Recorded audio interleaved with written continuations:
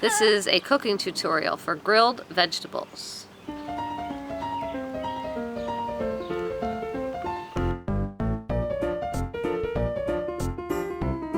One large Vidalia onion, yellow squash, some peppers, Brussels sprouts, olive oil, Worcestershire sauce, pepper, salt, dried thyme, and crushed red pepper. Also wine. So the first step in making the grilled vegetables is preparing the vegetables. How to cut an onion. First, cut the onion in half. Peel off the outside layer.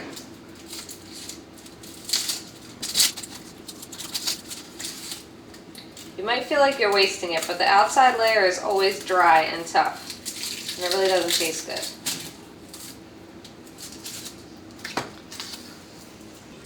So cut off the nasty part, like that. When you cut an onion for grilled vegetables, you want big pieces. So you can go ahead and cut the other end off too. If you were slicing it or dicing it, you want to leave that on because it helps keep the onion together. But we don't need to worry about that today. So just cut the onion in pieces like this. You want to cut out the middle core part of the onion. This one has a big core. See that? You can't really eat that. You'll see when you cut the onion this way, you just get nice chunks of onion.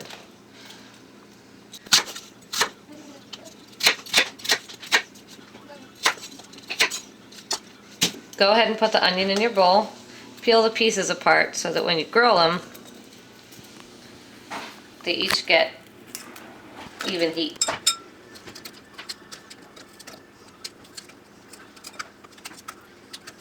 Next, take your wine and drink it. Next, we'll do the yellow squash. For grilling,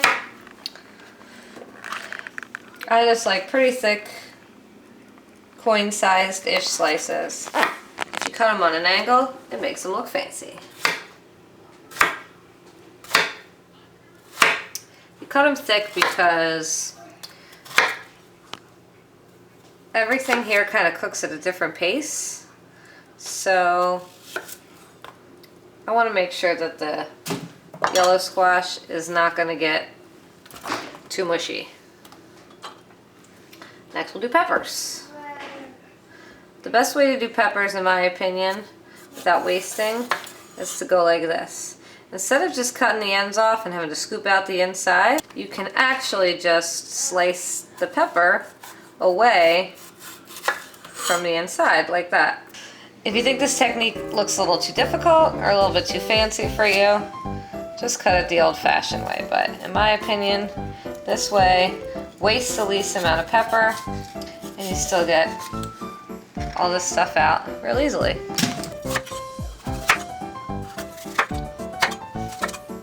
Once you get the peppers all to this stage, you can just stack them up and just cut them into chunks.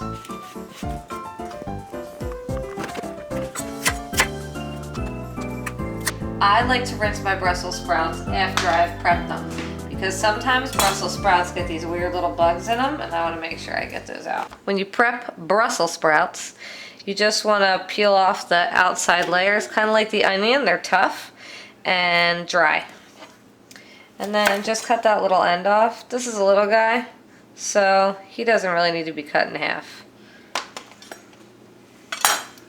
See these little ones that just want to come off? Those are the ones you can just peel off. Cut that little end off. See that? You don't want to eat that.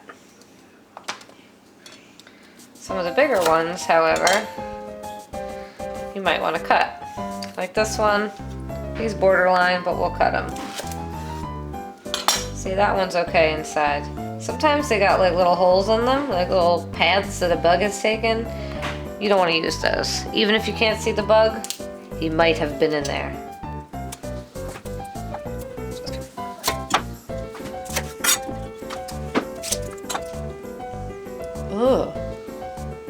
with that one?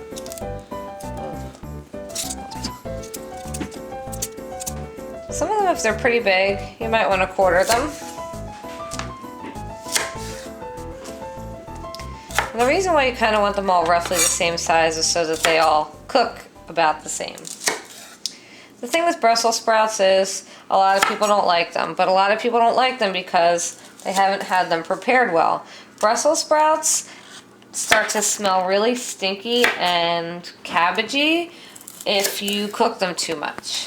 They're much better if they're still pretty crunchy. So grilling is a really good way to cook Brussels sprouts because you'll see mostly just like this part and a little bit on this side will get caramelized, and they'll just be slightly soft all the way through. They won't be hard like this, but they'll still have a good amount of crunch to them, and they won't taste sulfury and cabbagey. Oh, see that? That's no good. But when you cook them right, they're really good. They're kind of sweet and have a unique flavor, but they're pretty mild, really, if you don't overcook them. Okay, so just take the Brussels sprouts, give them a pretty good rinse, just in case. Sometimes Brussels sprouts are a little dirty. I'm not really sure why, because they grow on a stalk, but they just are sometimes. I want to let them dry pretty good. Normally I would do this step first. That way they have a good chance to dry before you mix them with the other vegetables and the olive oil and everything. When you grill something or when you cook anything that you're going to sear, which means to cook it fast over high heat, it's a good idea for it to be really dry, because if it's not dry, what happens is the moisture on the outside of the vegetable or the meat or whatever you're cooking actually will start to steam the vegetable. So you don't get the same desired effect. It's not going to caramelize, it's not going to get crunchy and crispy and get that, kind of crunchy brown stuff on the outside that tastes really good. The reason that you need a pretty big bowl is because you got to mix everything up. And it's really hard to mix things when you don't have enough room in your bowl. So they're almost done. This part's pretty easy. You really don't need to measure anything for this. You really just need to make sure that the vegetables are going to get well coated with olive oil, because they're going to go on the grill, and you definitely don't want them to stick, because if they stick, that yummy crunchy brown stuff that I just talked about is going to stick to the grill and not to the veggies. So olive oil, a couple shakes of Worcestershire sauce, a little bit of thyme. You could use fresh thyme, but I'm too lazy, so I'm just going to use dried thyme. Remember that when you use dried herbs versus fresh herbs, you don't need as much dried herb as you would fresh herbs. So if you're doing fresh herbs in this case, use a little bit more. So I'm going to do about, that's probably like half a teaspoon or so. Also, when you use dried herbs, I like to kind of smush them a little bit, because that helps to release the oils from the herb. See? Nice and smelly. Okay. Crushed red pepper. This is the meal time. Don't smush the crushed red pepper between your fingers, because you'll get the oils from the peppers, and that won't feel good if you rub it in your eyes. Just a couple shakes. This is really to your taste, because these are spicy. You don't have to use this at all, in fact, if you don't want to. Some salt. A hearty pinch of salt. I'm using pink Himalayan salt because it has a better nutritional value than table salt, but you could use kosher salt or sea salt. I'm going to use another pinch because I got a lot of veggies here. Probably about 3/4 of a teaspoon of salt. Fresh pepper. Again, this is to taste. I use a lot of pepper, but I'm using probably a 1/4 teaspoon. Next, you're just gonna get in there and mix it up with your hands. The reason I do it with my hands is because I want to make sure that I'm feeling all the vegetables and making sure that they're all evenly coated with olive oil. Also, I just like to play with my food. The next thing we're going to do is take it to the grill. What you want to do is turn your grill on as hot as it'll go. So for me, that means my grill should be closed a little over 400 degrees with the burners turned on full blast. I turn all the burners on in my grill. That's the way to get it hottest. You might not have to do that with yours. So once the grill is at as hot as it'll go, you can go ahead and open it up. So when you cook vegetables on the grill, unless you have grates that are really close together, you're going to need some kind of a grill pan. So this grill pan is designed for grilling small things. It's got little holes on it, and it will make it so that the items you're grilling are not going to slip through the grates. It's a good idea to put the grill pan on the grill while your grill is preheating. That way this pan gets nice and hot also. If you put it on cold when you put the vegetables on, they're not going to make that sizzle noise, and that means that they're not going to start cooking immediately, and you want them to cook right away. So make sure you drink your wine while you're grilling, because it's not fun to grill if you're not drinking wine or beer. Okay, so just take your vegetables and dump them on the grill pan. Oh no!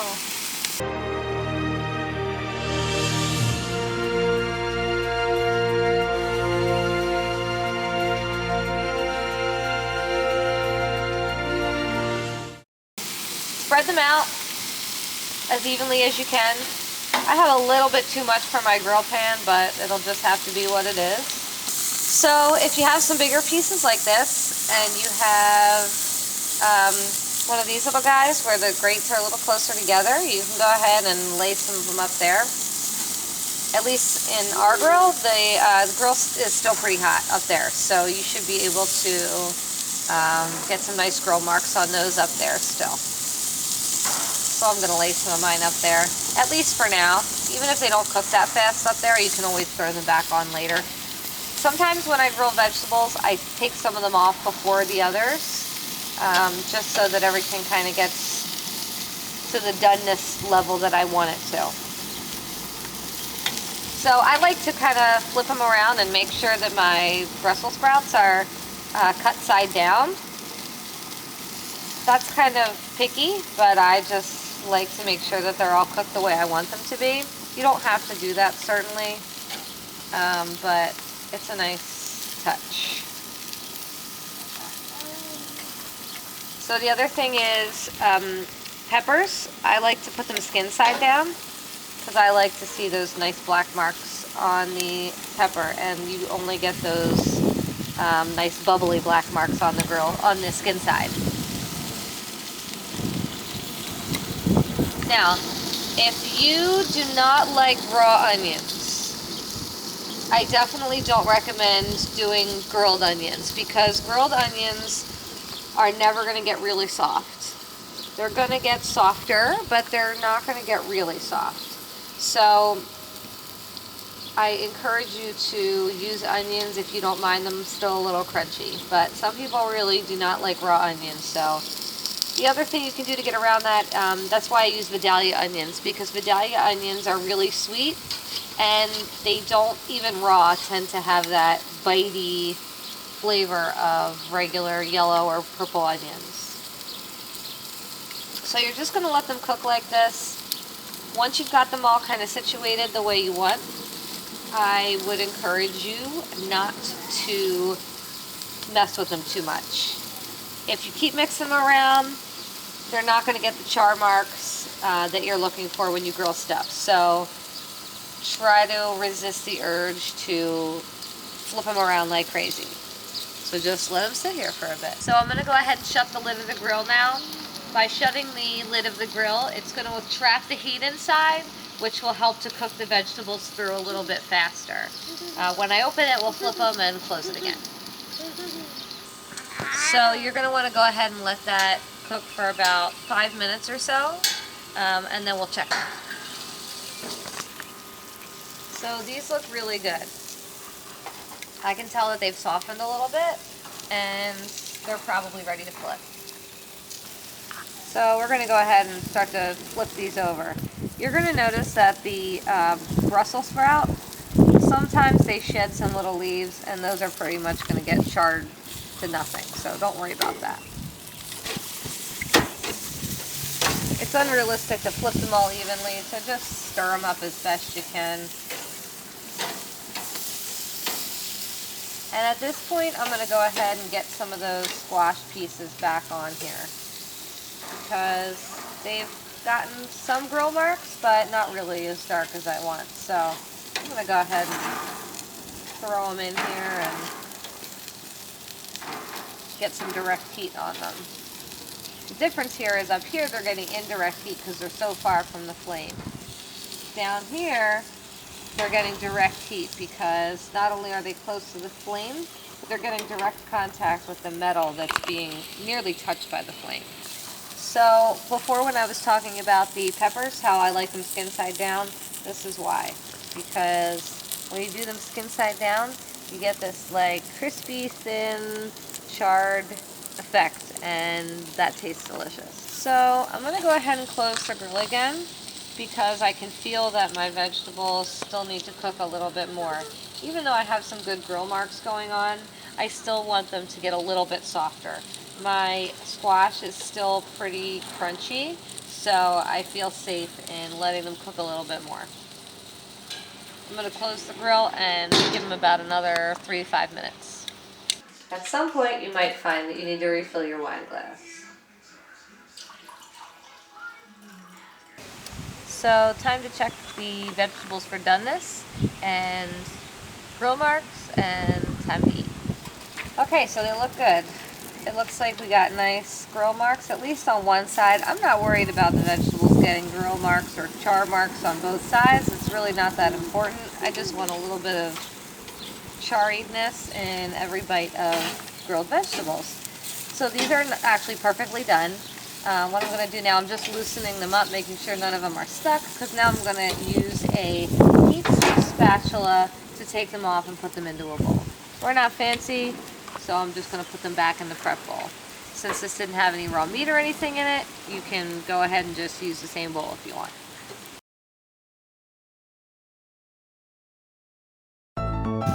You might have to use the tongs for the last couple if you don't want to lose them.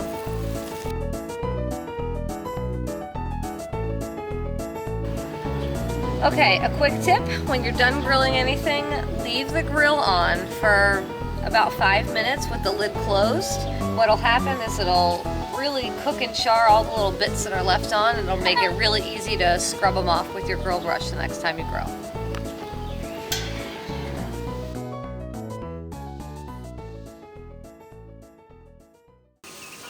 Okay.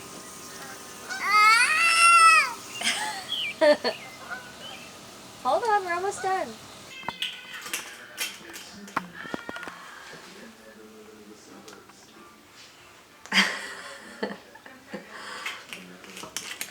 At some point you might find you need to refill your wine glass.